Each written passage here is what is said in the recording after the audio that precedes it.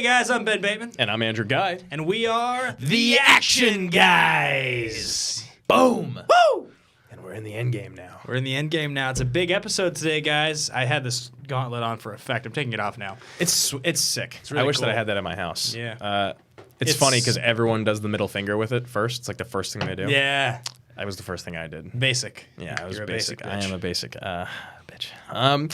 So, Endgame came out. We just talked about it for an hour and a half on Action Movie Anatomy earlier this week. We gushed and gushed and gushed, but this is going to be even more so because we're going to be talking only our top 10 moments. Yes, it's just a crazy week. I can't believe how much money this movie's made. I can't believe how exciting it was. We both had the honor of watching it twice now. Yeah. And we actually have already taped, last week, we taped our definitive rankings of all 22 films in the MCU. That's actually going to air next week here on Collider, the podcast network.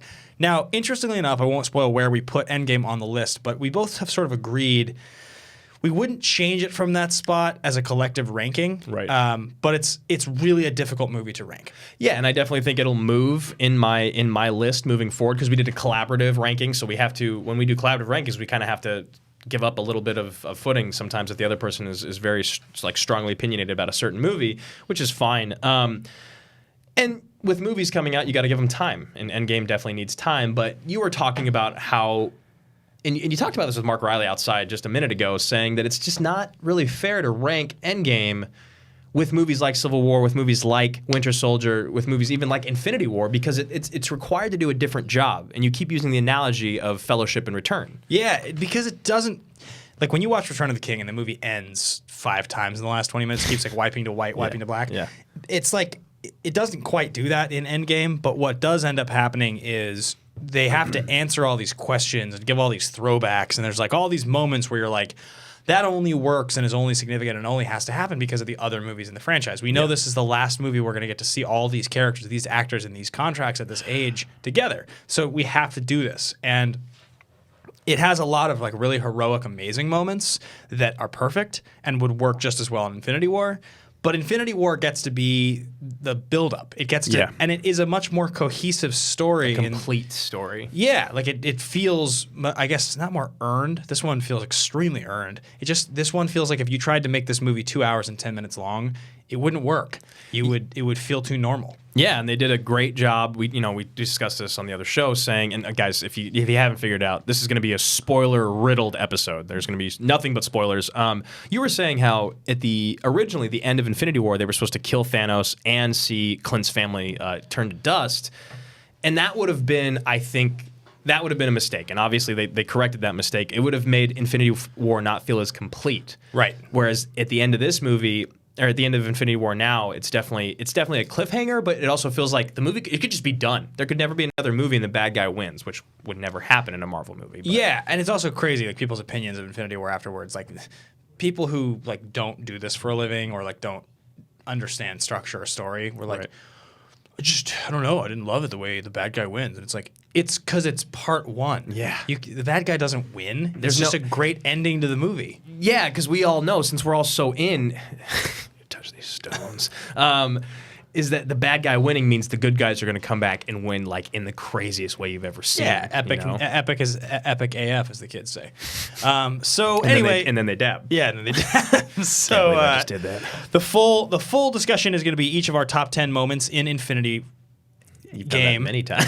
Infinity Games. In Endgame, we're going to be counting them down. We each have our own respective list. We'd be curious to know what your number 1, number 2, number 3, et cetera are. I have a sneaking suspicion a lot of people's number 1 is the same, but you never know because I've heard people have different opinions on this. Yeah, there was actually a lot of differing number 1s on AMA, so I was happy to see that. Yes, so a couple quick shout-outs, guys. I am Ben Bateman. That's Andrew Guy. You can find me at Ben Bateman Media on Twitter and Instagram, and you can find our show on Twitter at Team Action Show. You guys can find me at Andrew Guy on Twitter and Instagram. You can also find this show, our network, our YouTube. Why is this so hard for me to say? Are you struggling? Our YouTube channel is youtube.com/Action Industries. We upload full episodes, full video episodes of the Action Guys on Tuesdays to the public, Friday to our patrons, patreon.com/Team Action. And yeah, go subscribe there, guys. And if you don't want to look at us, you can also download this. Yeah, the full audio show goes up every single week on Fridays. It goes up on the Collider Movie Talk feed on the podcast network. And then they have a YouTube channel for the podcast network as well, where there'll be a clip. You're probably watching this clip right now on that network, or maybe on Twitter or something like that. But we actually, on patreon.com/Team Action, put up the full episodes the same day the audio drops, and then it goes up publicly on the Action Industries YouTube the following Tuesday. So if you want to watch this whole episode, that's the best way to do it. And you did that much better than I did. Yeah. I mentioned patreon.com/Team Action. That's the best place to go support us. If you guys are interested, we have a match coming up in Houston, Movie Trivia Schmodown. Drew and I are going head-to-head as mortal enemies. There's going to be like an action meetup afterwards. It's going to be insane. We're doing these challenge coins created by Nick Gilmore and Janine Devine with the actual design of the coins. We're giving those away to people at the higher tiers on Patreon. So go check it all out. It's a good time to be a fan of Action. They are so freaking cool. Those coins are so freaking cool. And also just come and hang out with us at the meetup. So without further ado, I think we're going to hop into our top 10 Endgame moments. Do you want to start, or would you like me to? I'll jump in first on this one. Yeah. So my number 10 moment, it's a whole interaction that starts with Thor saying the line of, well, here we are, the Asgardians of the galaxy. And he says it, and you realize, first of all, it's a funny play on words. I didn't think that they had ever said that. Yeah, I know. I didn't catch it until yesterday when I saw it the second time. And then secondly, he has this amazing interaction with Star-Lord where it's like, who's in charge? And it's just like, Hemsworth's comic timing is so good. It's so good. It's so dialed, and he's so funny. And like, now that he's exited the previous version of the character and he's fully into Fat Thor, he's just fully into like Lebowski Thor. He like gets to do whatever he wants. He's a god, but he's also like a bro dude god. I love it. You're kind of like, wow, I didn't even think about how, because like you see him in Infinity War and it's great. It's like its own little thing. He shows up and he's still like super pretentious. He's a god. He's short hair, and he's awesome the way he interacts with them, but you don't really think about like, wait, what if they changed his character to fit in with this group more? Yeah. To be less of like a challenge to them and more of just like he is another one of them. He's just another outcast. He's an outcast from Asgard, honestly. Then it works. That's what they do, and that's what makes you realize like, oh, okay, James Gunn actually might just like make the best Marvel movie ever now that he gets to add Hemsworth to his team. I mean, the Asgardians of the Galaxy, which it seems like they're probably going to go try to find Gamora. You know, the first thing that Quill does is he's searching for her. And he's got to meet past Gamora, who doesn't know him yet. Doesn't like him, which I think is interesting that they met, and even Nebula goes, it was between him or a tree or whatever, and then she still left. Like, Gamora still left, which was, I mean, not surprising. It's surprising that Quill let her leave. One really interesting thing there is because my initial theory was that she's gone. Because my thought was like, okay, so the snap happens, everybody brought from that portal by Thanos is gone. And they all erase. And it's not like Iron Man in his moment when he says it gets to think like, oh, except for Gamora. Like, that's not what he does. He snaps away everything, so she would be gone. But the fact they didn't show her disappear leads you to believe that there's some reason she's not. Because if they wanted to get rid of her, they would have shown her disappear. Right. But what they can do now is they can, if she doesn't want to come back or doesn't want to sign the contract, then they don't have to. I don't know how I didn't like put that together when he was searching for her. It was like, that's what happened probably, was the snap, and maybe. So, because that actually makes it a lot better, because I was always wondering, like, well, if she came back, then you could just go back in time and get Scarlet Witch, because we have enough Pym particles, blah, blah, blah. But I'm glad that you said that, so now I can let that go.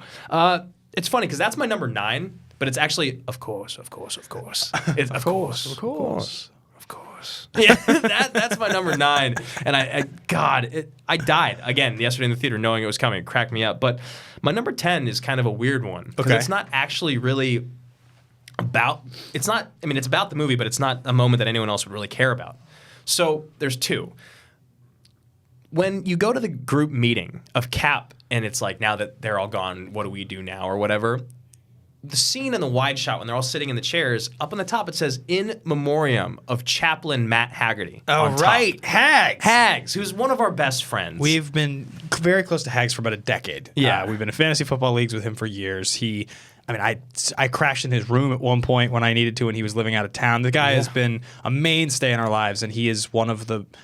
I mean, he is one of the premier working ADs in Hollywood. 100%. He was the second AD on this and on Infinity War. Dunkirk, Iron Man, Jurassic World, Iron Man The 2, Revenant. The Revenant. Yeah, He's a legend, and he's also the nicest, most hardworking dude you'll ever meet. So when I was sitting there in the theater yesterday, I cheered when I saw his name, and there's like 20 other people in there. No one, they're like, this guy's weird. I didn't even notice till you told me. Yeah, and it just, you know, when your friends do shit, Oh, yeah. and you're so proud and so happy for him, and like, that's not his name in the credits. Which is also awesome because he's like insane. the fourth name or whatever. This is his name in a Marvel movie, in the biggest Marvel movie, and maybe the biggest movie that's ever come out. Yeah. So for me, my number 10 moment was actually seeing Matt's name in Hex. the movie. It was Yeah. just so great. And so I'll actually go in with my number 9 and kind of swch roles. So now you can go with your number 9. Okay, yeah, go ahead. Yeah.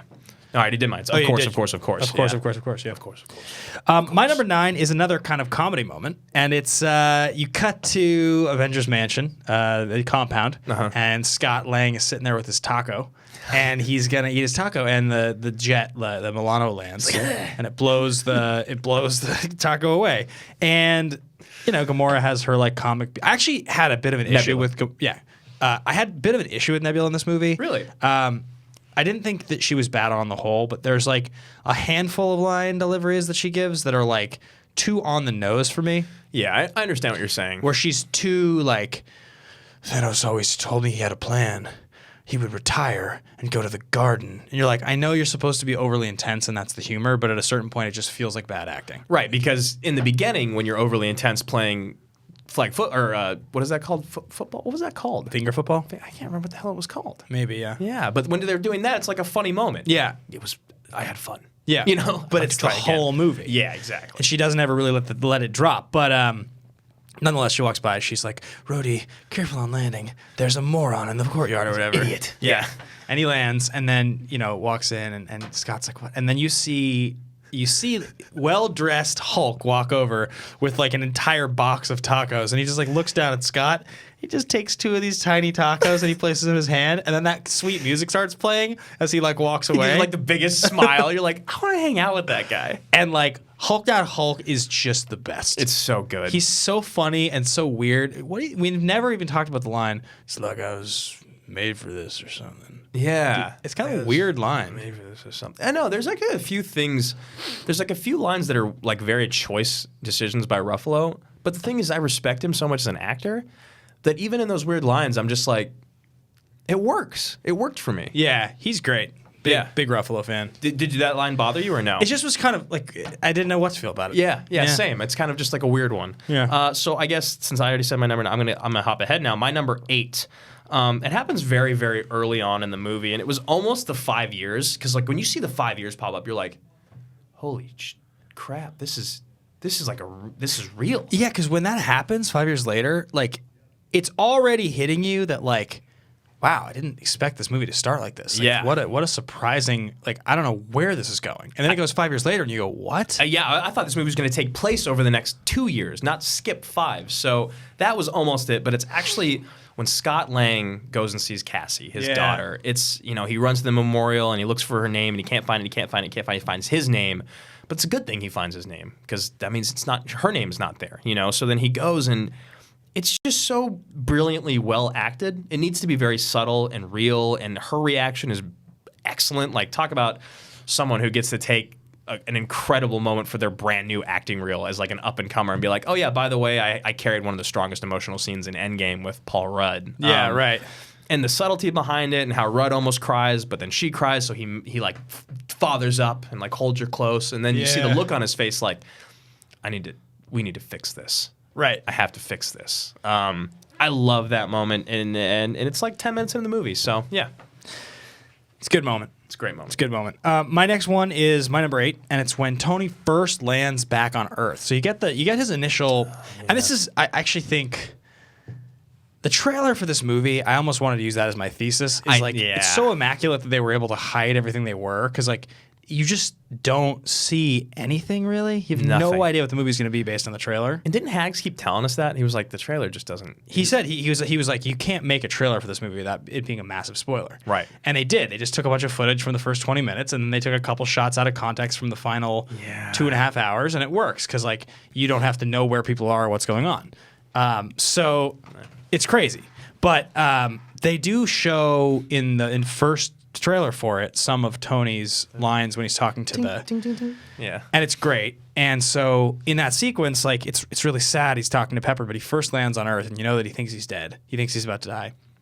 And he sees Cap, and it's the first time he's seen him since Civil War. Oh, yeah. And he looks at him, and he's like, and he just looks at him, and he's like, I lost the kid. And he's like, Tony, we lost. We lost. But it's like he's dwelling on this one loss, like this level of responsibility that he had for Peter that like has been plaguing him, and that's he's like saying it to Steve as like almost like his friend or another like his brother, or another uncle. Like I lost the kid. I made a mistake. I didn't have a son. This was the kid I was taking care of, and I put him in harm's way, and he's gone. Like. And I just thought that was such a good moment. I noticed on the second time through how effective it was. It's such a good line, and like, and again, it shows you the human side of Tony Stark, right? The side of him that he never really wants anyone to see, but he cares exponentially about Tom Holland as about Spider-Man, Peter Parker. For me, number 7. Number 7 for me is when Thor is asleep. So they're like breaking down this whole plan and where to go and where the Infinity Stones are. And it's in the moment where Thor actually starts talking about the Red Stone. Amazing. Is incredible. It's Jane actually a little flame of mine. My mother's dead, and Jane and I aren't even seeing each other anymore. He's like, okay, stop. He's like, actually, I'm not finished yet. I'm not finished yet. Actually, that might just be it. But it's later on when it's like, all right, and Thor, thoughts? And just sitting in the chair with the glasses on with his hands in his pants. He's asleep. I think he's dead. I think he's dead. It's so perfect. I love Tony's like, you're done. How about some eggs? Breakfast? Hey, no. I'd like a Bloody Mary. Bloody Mary. He's great. Okay, Thor. New Master 69's back again. He's like up there giving the explanation, like putting the drops in his eyes. Such a brilliant touch. Comic gold, that guy. Oh God, yeah, he's my favorite comic part of all of the MCU now. Fat Thor is a revelation. It's brilliant. Yeah, and it's also one of those things too that like when all is said and done, we look back on this 10 years from now. I've been talking about how I actually think it takes away from some of the drama. But I think like 10 years from now, we'll go back and it will almost make the movie that much more lovable. Right. Because it's that extra wrinkle of texture, that different tone. It's not so dark. It doesn't take itself so seriously that I think it'll add to it. Yeah, and like you said, when time passes by, when we're not taking this movie so seriously as an audience, we'll come back and be like, oh, God, I missed this. Yeah, it's perfect. We never got it. Because like when you see Ryan Reynolds in Just Friends, you're like, God, that's amazing. The best. It's amazing. Number 7. You did your number 7? I did my 7. So my number 7 is a very sad one. It's in the final funeral sequence, and it's Favreau, and he's sitting there with Morgan, with Tony Stark's daughter. Happy Hogan, man. And he's like, your MVP. How you doing? I love Happy so much. And she's like, okay. And he's like, are you hungry? She's like, yeah. He's like, what do you want? You want cheeseburgers? He's like, your dad liked cheeseburgers. I'm going to get you all the cheeseburgers you want.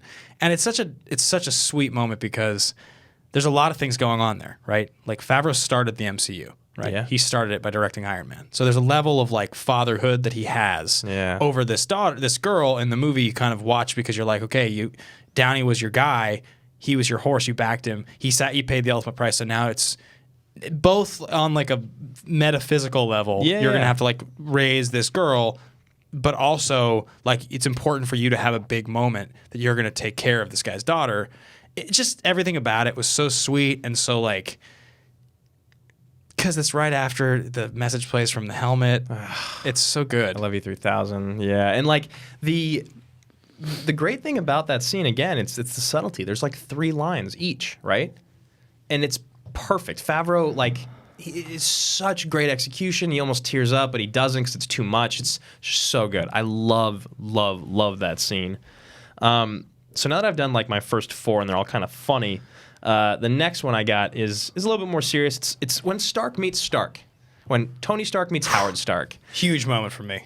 This is what number is this for you? This is number 6 for me. So my 6 is also a Tony Howard moment. Oh, it is perfect. So we can just kind of nerd out about the whole moment. Yeah, so for me what it is I love how caught off guard Tony is. You never see this Tony Stark. You never see like a bumbling, forgetting to do incredibly important. He's got a goddamn Infinity Stone. He leaves it in a briefcase. Yeah. And he walks away because he's so thrown off by his dad. But just their interaction in the elevator. It's so pure and authentic, and you see like the puppy dog eyes on Downey, like, this is my dad. Like, And not only is it my dad, again. but I'm like, I'm fucking Tony Stark. Yeah. And I get to like be with my dad when he's at his prime. I got to give my dad advice on how to raise me as a kid. Like I got nothing to lose in this moment, you know, as far as this relationship goes. It's done and gone. So I get to just be present. I get to just be here and enjoy this for the few minutes I get it. And it's so great. So I gushed about the first half of it. So you talk about the second half of it. There's a couple lines actually. I mean, the whole tone of the scene when it first happened. I mean, there's actually a lot of this. I'm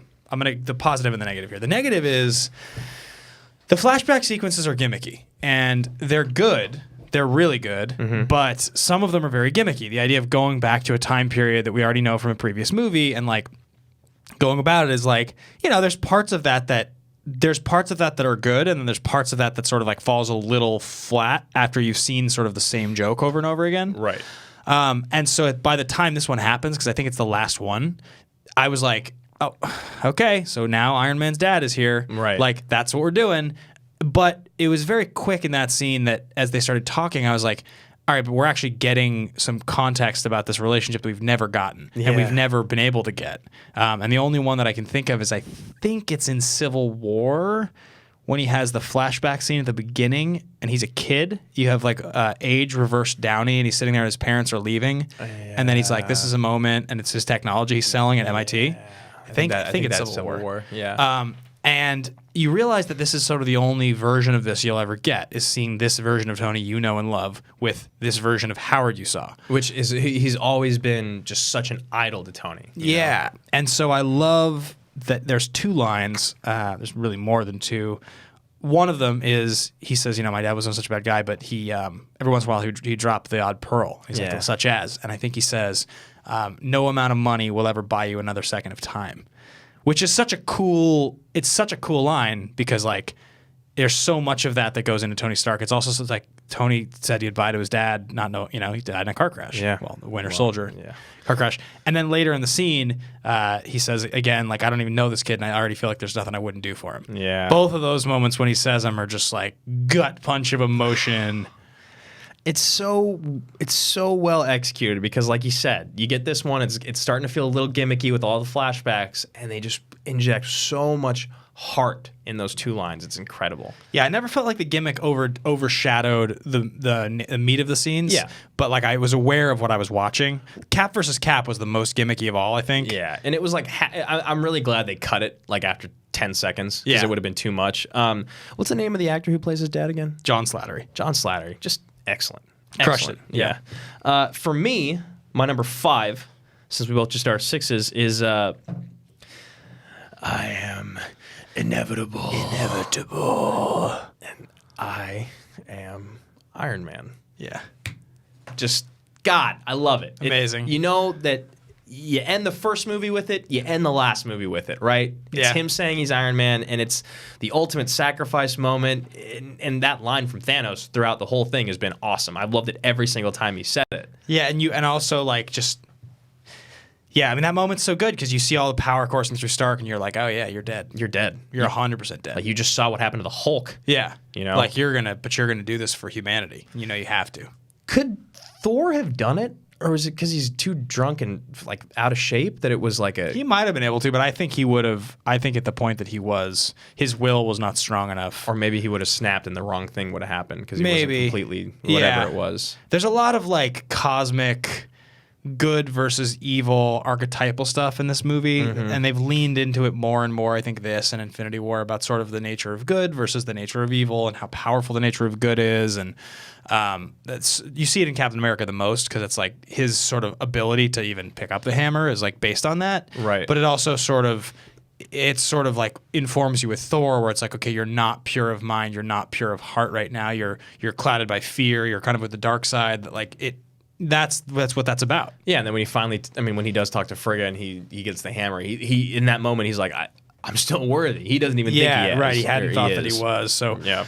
So that was interesting. That's your 5. My number 5 is going to be some people's number 1, and my top ones are all pretty close. Yeah. This is funny. My number 5 is Avengers Assemble. He almost says it at the end of Age of Ultron. Yeah. Right? The very end of the movie, he gets the team together and he says, Avengers! Right. And he opens his mouth and then it goes to credits. Right. So that's like a little bit of the callback because you don't get it in Avengers 2. You get it here. And it's after such a just giant, triumphant like sequence of all these characters coming out of these portals. And he's been getting his ass kicked for so long. You think he's going to maybe die. Yeah, and the like shield is shattered and like it's amazing how well they are able to balance the top 3 Avengers, like not the top 3 in terms of power, but the lead 3 actors. Yeah. And really the lead 2, but I would even go as far as say they balance Thor so well as the third. Like he sometimes feels like the A Avenger. Well, yeah. I mean, it used to feel like it was Downey's show that Evans was along for the ride and Hemsworth would maybe get a moment here and there. Whereas now it actually feels like a perfect trifecta, which is why I think in that moment where you see the 3 of them go at Thanos at the same time, you know, maybe if this movie came out 6 years or 3 years ago before Thor had these great moments with audiences, maybe it would have just been Cap and Iron Man. You know, yeah, who knows? For sure. I think they've definitely done a really good job. Ragnarok and like there's a lot of goodwill towards that. But he definitely when he says Avengers Assemble, it's just such a.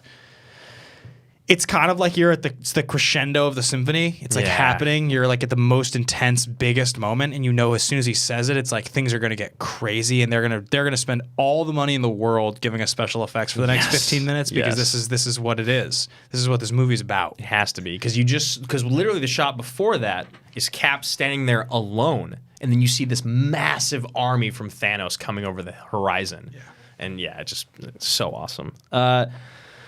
My number 4 is I Love You 3000. Such a good line. God damn it. Is it just so heartbreaking? Like, because what happened, so I saw the movie last Tuesday. You and I went to a screener. It was amazing. And then, like, over the weekend, all these memes would come out of, like, non-spoiler, or here, Avengers spoilers, non-spoilers, whatever. And it was like, one of them was, like, cheeseburgers. The other one was a staircase. One was Andre 3000 or something like that. And then the other one was, I can't remember what it was, but I'd seen that and I was like, 3000. I was like, everyone keeps talking about this 3000 thing. And for some reason, I couldn't remember it. It wasn't connecting for you? Yeah. And then when I saw it yesterday, when Morgan says it in the beginning, I'd like teared up. Yeah. Because it just reminded me of the end when he says, I love you 3000 at the end of his video. Yeah. Oh God, it's just so heartbreaking. And like, of course, Tony Stark somehow finds levity to it, and he gets to come downstairs and be like, "You hear that? She loves me 3000." Yeah, it's a lot. It's like you were in the low 600 to 900 range. Like, yeah, I love that line. But then at the end, with his daughter, that moment at the end is heartbreaking with the video. And they're all on the couch, and it's great. No, I totally agree. I didn't write that one down, but that one's amazing. My number 4 is at the end of just after Loki disappears into the portal, and man gives this whole speech, and Tony's like, thanks for the pep talk, pissant. And he looks at Cap, and he's like, "You trust me?" I do. Shake hands, and they go to battle, and it's like.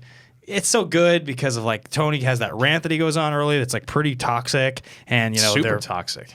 Their relationship from Civil War is like really fractured, and they're working together on this, and you're not totally sure like how much, but like this takes you right back to like, all right, Avengers 1, these guys, they become brothers in arms, like they trust each other, they learn each other there. And even in Infinity War, we always talk about that moment where he's like, Earth just lost its greatest defender. Yeah, it's like they have so much respect for each other in that regard. Yeah, I love that moment. And I also love that you said the line beforehand, which is, thanks for the pep talk, pissant. It's like men are talking. Yeah. The grown-ups are talking, little Ant-Man. Yeah. We've been doing this for a lot longer than you. Yeah, right. Yeah, I love that. It's a great moment. So my number 3 is actually Avengers Assemble 2, but it's it's because of just the perfect execution of you see this massive, like you said, this crescendo, and then you see Cap, and he's so ready, and then he yells, Avengers, hammer. I just threw the pen all the way across the room. Threw the pen. Hammer.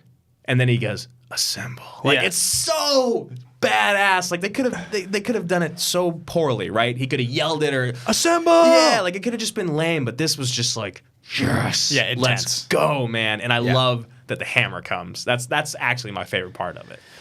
Yeah, the hammer is pretty goddamn amazing. Yeah, it really is. My number 3, which is next, right? Mm-hmm. It's after the portal opens, and you hear Sam on your left, and Cap is like about to try to take on Thanos by himself, and the portal opens, and you see 3 figures come through it, and it's Okoye, T'Challa, and Shuri. and you're like, oh, sweet. Like, because it took you a second, because you're like, oh, Falcon, he was one of the ones that disappeared. Yeah, like on your left, like, what do you... So he's back, and then you see the three of them, and like, because like the Cap and T'Challa have like that's another like bromance respect thing, and they have the moment in Infinity where they run really fast together. That's sweet. Love that moment. And like, so they see each other, and it shows Chadwick Boseman, and he just gives the nod, like, and he's like, man. Yeah. It's sex right now. Yeah. You know? We gonna win. We gonna win. I love that. It's a big moment. And then obviously as each of the characters come through, it continues to be a fist bump. But because he's the first one you see, that fist bump is freaking sweet. Yeah, I love that he's the first one. He wasn't the first one to snap though. All right, so moving on. Number 2. My number 2 actually is. This is tough, right? Because I should just say it. Yeah? Or do you want to do another one? Do you want to do your number 2 since my number 1 is different? I think so. Yeah, let's do that. Seems Why like don't it you makes go 2, more 1, sense. and then I'll talk my 2 and I'll go into my 1. So you go to your 2. All my top ones are Cap moments. He's by far your favorite Avenger. He used to be Iron Man, but he's now by far and away. I'm not apologizing. My number 2, it's after Steve's gotten the crap kicked out of him and the shield is like broken. Which when it first starts happening, you're like, but it can't break. But then you're like, but this is Thanos, and that weapon's from space. Yeah, it's like he's destroying the vibranium, and like it's just like you're like, wow, this is insane. This is crazy. The shield is getting broken, and he gets the crap kicked out of him by Thanos, and he's just lying there, and it's like you're like, man, you must have like broken ribs. Or there must be like internal bleeding. You've gotten literally destroyed. Yeah, and again, it's the gritting teeth, the get up. He can barely get himself up. And he's trying to get up. He's like struggling to get up. And there's a part of you that's like, are you going to say I could do this all day? Because that's the line that he used as a joke earlier in the movie. But like that would be a little bit of a callback. And he couldn't do that all day. No. And I thought he was going to maybe die in a minute. He takes a second and he looks, and the army's coming through, and this is my moment. And this actually, I think it's from the trailer too. I think he does that. I can't remember. He does. But he looks down, and like the shield's loose, and it's this broken ass shield. He grabs it, he grits his teeth, just like straps the shield back on, and you have that feeling of like, man, he's gonna jam this shield into Thanos' neck if he has to. He's gonna do everything he can. He will not lose. And that is a big, and it's right before Avengers Assemble, but that moment is so awesome. I just love that moment. Yeah, it's right before Avengers Assemble, and it's right after something else that happens. But I wanted to see him stab someone with that shield because it was all jagged. Any before you do your 2 and your 1, any honorable mentions that you want to throw in? I really, really love activate kill mode or activate instant kill. Yeah. Starts killing him instantly, or like all over the place, like one after the other, and then he's like, I got this. I don't know if I got this. Yeah. That's one of my favorites. Let's see, what else do I got? Captain Marvel's headbutt. That's a fist bump. That one was like my number 11. Like it's just a sweet moment because like we've seen a lot of her like blowing through stuff and like just flying really fast, but just being so strong that she can withstand a headbutt from Thanos and not even move is pretty badass. And you see it on his face too. He's just like, oh no, this is very bad. This is not good. Yeah. I really love you took everything from me. He's like, I don't even know who you are. And she's like, you will. I love that. I love it. But honestly, my favorite part is I don't even know who you are. It's such a great line. It's so fucked. You're the guy that ripped her boyfriend's brain out of his head in front of her. Such a savage scene. Yeah, so crazy. Do you have any other ones that you want to mention? I think like other fist bump moments probably would be. I love the arm chop. Actually, I really like the arm chop. Yeah, arm chop's pretty cool. But then the head chop made me realize that something was wrong. You know what I mean? Yeah. Whereas the arm chop, the arm coming off, I was like, oh my god, what is gonna happen next? I think Black Widow and Hawkeye on Vormir. Not because I think that scene is that great. I think it's fine. But I definitely think there's like a line in there. It's like you don't judge people. Yeah, you don't judge people off their worst mistakes. Yeah, and which I like that line a lot. Yeah. Well, because he says that, and I think she's like, "You didn't." Yeah. Right. And I liked that interaction. It's a weird scene because you're repeating something that happened and was done a little better in the first movie. Yeah, I agree. But like, it's still a pretty affecting scene, and like, that was good. And then when he comes back too, and they're all grieving over it, like I thought Renner was really good. Yeah, Renner was excellent in this. I really loved him. Oh, another really sweet moment is after Hulk snaps, right? And then the doors open and you see like the sunlight and the birds. And you're like, oh wow, it worked. And then you see him look up and there's just this spaceship. Yeah. And then just the gigantic. And it just goes crazy. Yeah, it just goes absolutely ape shit. I love that. All right, man. What's your 2 and your 1? My 2 is the arm strap. Okay, what's your 1 then? Because it's the same as your 2. Because it's the same as my 2. It just has to be because you haven't mentioned it yet. It's the fucking hammer. It's got to be. My number 1 is Captain America gets the hammer. I mean, you think Thor's about to get impaled by the shield, or by the hammer by Stormbreaker. Yeah, and then you think maybe he's somehow calling the hammer. You don't know, and like you've been watching, and they've been getting their asses kicked, and you're like, as the Stormbreaker's getting pushed into Thor, you're like, a little more pushing there than there used to be. It's gonna take you a little more to get through him now. But then the thing gets up, and you just. When it happens in real time and you see it for the first time, like, and he catches the hammer, you're just like, you just can't believe it. Yes, because it's Captain America, but now he has a freaking Thor hammer. No one has ever been able to pick this thing up ever. Well, because Vision can pick it up, right? That's the thing. Oh, in yeah, Ultron, right. Vision, I forgot, he's not human. Yeah, and he's right? got maybe it's because of the Mind Stone too. And I think and then Cap is the one who he moves it, right?